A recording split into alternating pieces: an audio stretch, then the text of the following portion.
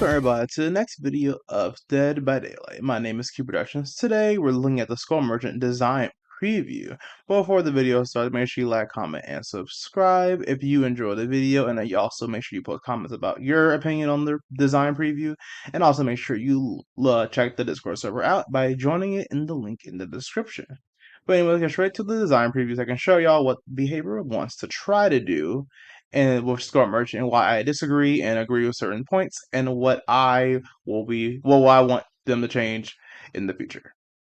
So reevaluating the Skull Merchant. Basically, this I'm not gonna like read everything 100%, but basically Behavior is just saying that we understand the Skull Merchant is a hot topic. Like basically, no matter what side you're on, whether you agree with her, like her, hate her, she has a lot of baggage. And basically, they're trying to strike a balance between being fun to play as and being fun to play against, which is hard to do with most killers because everyone has an opinion what they find quote unquote fun. Like for example, I find her current playstyle to be fun, except for the fact that it's completely just terrible. But other than that, I understand. So that's the whole point. To do this, they're going to try and start with drones. First things first, is drones 2.0. Stormmerchant can now deploy stealth drones, which she carries 5 of, which scan the immediate vicinity and provide intel back to her. After a short activation period, the drone gives off subtle or audio and visual indications of the area being scanned, revealing any survivors on the radar who were caught by its 2 rotating detection zones. Importantly, though, they have slowed down the rotation speed slightly and toned down the visual intensity because basically they think that like the drones are really, really bright and loud, which they kind of are to be honest, and it's kind of annoying. But there's other stuff in the game, in my opinion, that's worse than that. So it's kind of funny how they think this is the problem, but whatever. Personally, I'm fine with this. Now, like I said before, in this video, I'm just going to be reviewing and basically giving my opinion on what they are saying in this. But in the next video, I'm going to actually go in depth into what I think they should do with Storm Merchant's power. And I really hope that people boost that video and people click on that video, because honestly, like I said before in the last video, that the ideas I have are actually just like, I'm not gonna say out of this world. Maybe some people thought about it too, but I feel like the ideas I have are just actually great and strike a really good balance. But I'm gonna talk about that in the next video. I don't want to talk about it in this video because I feel like I don't want to go talk like overwhelm you with a lot of information. So that's the reason why I just want to talk about this one and see if we're on the same page with some different things. So like I said before, I'm fine with them removing the large scan lines, something more subtle and different things for that. That's perfectly fine. That's in the right direction because that also kind of ties in with what I want to do with my Storm Merchant rework. So that's perfectly fine. Let's go to the next point, which is going to be about drone control. Okay, in this section, basically, I'm going to read it off for you. Once the stealth drone has been active for a short period of time, Storm Merchant can choose to take control of the drone from a distance. During this time, she becomes untouchable, and while she's controlling the drone becomes the actual threat. These stealth drones move slightly faster than Storm Merchant's base speed, but they consume this new resource called power. And basically, what you're going to do with the drone is you're going to try and find a survivor, you're going to charge up your power, and you're going to get a giant burst of speed and fly the drone in one direction and hit the survivor with it, and that's how they lose a health state. On paper, like when I look at these two little paragraphs, two sentences, it's like they almost got it.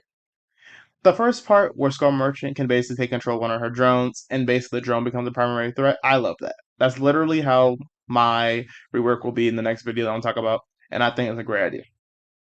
The untouchable is fine. Moving faster than her base movement speed, perfect.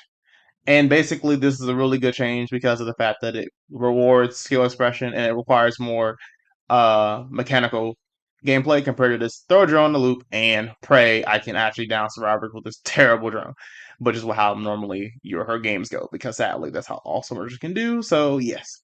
But the second part is the part that annoys me. The part that said, really, not even annoys me, it is completely wrong. It's not bad. I get they're trying to make a quick fix, and that's why I said I like making it. I'm not really judging behavior because I'm glad they did this instead of wasting money and time trying to make a whole rework. They decided to actually wait, ask the people what they think what we should do, and that's what they were gonna do.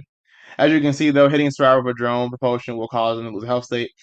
But the reason why I don't, but of course, if you miss it or hits a wall, it basically will explode and come back to Skull Merchant.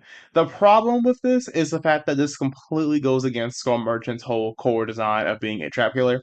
It basically turns her into a put the trap down, and then control the trap and basically ram it into the survivor like a flying bomb and make them lose a health state, which is completely against her character. That's not how her drones work at all when it comes to the lore and comes to her in general, which is the reason why I don't like this change. But let's go to drone hacking and talk about this. So basically, drone hacking is very simple. Survivors hack drones. This is the main thing that annoys me the most. Out of everything in this thing, not even like the drone propulsion thing. Like, I guess it's against Skull Merchant's whole character, but at least it gives her like more mechanical skill compared to just throw a drone in a loop. This right here is the thing that bugs me. This makes no sense at all. Like I mean, like actually no sense. Basically, what they're saying is they want to give more reward and risk to the drones when you hack them, but the reward is way too high, and there shouldn't be a reward in general. But let me talk about it. Basically, like drones themselves, drone hacking returns a greater degree of risk and reward. Basically, if a killer if a survivor tries to hack a drone and they fail, what happens? Well, the killer sees their aura. I mean, it gets the killer instinct, which already happens. So I'm confused. That's basically already does. So there's no reward for the survivor. I mean, for the killer at all. But then the some reason why the survivor gets rewarded by being able to see the aura of Score Merchant, which makes no sense. And I feel like that's the worst designed thing ever. And again, I'm not trying to make fun of behavior or criticism because I'm glad you're asking us about our insight before they decide to post things and make stuff. But behavior, that makes no sense. I could literally list every single killer in the entire game right now, and the only killers where the survivor gets rewarded with an actual benefit for doing the task are like Knight, are literally Knight and nope, this is really Knight to be honest. It's kind of this Knight. Knight, if you place down a guard and then the survivor successfully gets the flag, they get a speed buff and they get endurance, which makes sense because they can get two tapped by two knights, by two creatures at the same time. That makes sense. There is no reason why a survivor can just randomly decide to disable my drone from across the map and then they can see where I am. That's not how the game works. When you disable a trapper's trap, you don't see the aura of trapper. That's not how that works. The risk is if you didn't see the trap, you get caught. The reward is you disable the trap so you didn't get caught. That's how it works. And then the trapper gets notified that you even disabled it. That's how it should work. There shouldn't be whatever this is they're trying to do.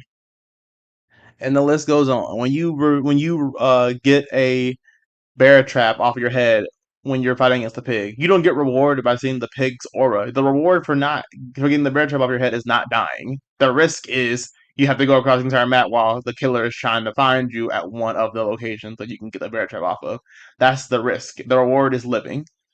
When you fight against who else is there? When you fight against Hag, you get rid of the trap, and I believe the Hag gets notified that the trap is gone. The risk is she might see you doing it. The reward is she can't teleport there anymore. My point is every killer in the game has a risk reward system, but the problem is the risk has never been see the aura of a killer. That makes no sense to me. Makes no sense. There is no killer where you can see their aura just because of the fact that you decided to do the thing that makes their power not work. It doesn't make sense. I don't want to keep talking about it. I feel like I'm going to keep rambling and rambling and rambling. Because, like I said, I can go through every single killer in the game. I just don't like the fact that they want to like pander so much to the survivor. Like the survivor needs to be able to be smart with their decisions. There shouldn't be a oh my gosh, just because of the fact that you decided to do this really easy hack it minigame, now you can see what the killer is. No, and I was on Twitter. I'm not gonna show any Twitter posts because I don't want to. But I was on Twitter, and a lot of people on Twitter were also saying the same thing. Like, this makes no sense. And then basically they were saying like, imagine it's Survivor friends, and they can literally see what the killer is, and they can tell their friends, oh, the killer's here. Like that. That's not no. That's not fair at all. No, that makes no sense. It is really bad design. That's awful. And again, the reason why it also annoys me is because not only is it bad design, because the reward is way too strong, because there shouldn't be a reward. The reward should be the drone is disabled and Scrum Merchant can't use the drone. That's the reward. You can't be scanned. That's the reward. And then the problem also annoys me is there is no risk. The risk is the same exact thing as it was before. So basically, you just reward the survivors more for just playing the game, which is bad. So no, that's terrible. Next section. Red light, green light. Now, I'll be talking about this a little bit more in the next video when I talk about what I want them to change with Score Merchant, but let's talk about what they want to do with this. Basically, now keep in mind before I read this, they wanted to make her power simpler for survivors and killers to understand, but like they added a whole new power to the actual killer, so that's funny. But anyway, red light, green light. In addition to her drone, Storm Merchant has another power that ties into her radar. While the name is currently to be determined, let's refer to it as a global detection power. Once this power is charged and activated, a global warning plays for all survivors, and for a short period afterwards, any survivors who actively sprint are revealed on her radar. Of course, crouching, standing still, and hiding lockers all prevent detection. Added to the intel provided by stealth drones around the map, this should help ensure killers are easily able to keep tabs on the survivors' movements. Again, just like the second to last, well, just like the drone control section, it's like they half got it right and half didn't. But I'm not going to go into detail much about this because of the fact that, again, like I said, in the next video, I'm going to post my own Score Merchant rework idea that I think is perfect. So I'll talk more about this and I will use this as an example. But mainly, I will say I like the idea. I'm glad they're trying to give her new power that makes her more, again, interactive.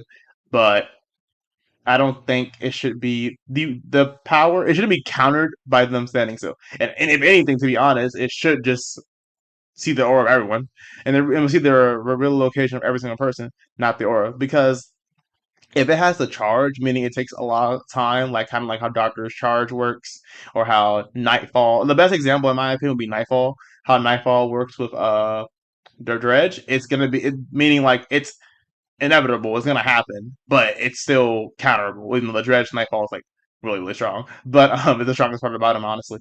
But my point is like the fact that she has to wait a long time to use this power that can just be countered by standing still is really bad design. So of course, like I said in the next video, I'm going to talk about what I would do, but I like the idea. It's just weak at the moment. But again, they're just spitting out ideas and they want our feedback on it. I believe it says design preview, meaning like these are what they intend to do, but they want to talk about it. So I'm going to talk about it in the next video. So that's all I want to talk about. Just basically give a little like understanding of what's happening. That's all I have to say. Basically, just these little 4 points. So like I said before, drones. The way the drone 2.0 section, fine. The drone control section, half fine. Yes, she should be able to control her own drones to give her more uh give her more skill expression, but no, she shouldn't throw her drones at people like they're flying bombs to injure them. That's not how it should work. Because basically, she becomes a Wesker or a Houndmaster or a artist, but she has to control the drone itself, which is not really good because basically that makes her just like the other killers, and I feel like that's bad. And again, I have a really good design coming next video, so I don't think it's a good idea. Drone hacking. The drone hacking is very simple fix. The fix is very simple. Basically, if a survivor hacks a drone, they don't get nothing happens to them. The drone gets disabled, and that's it.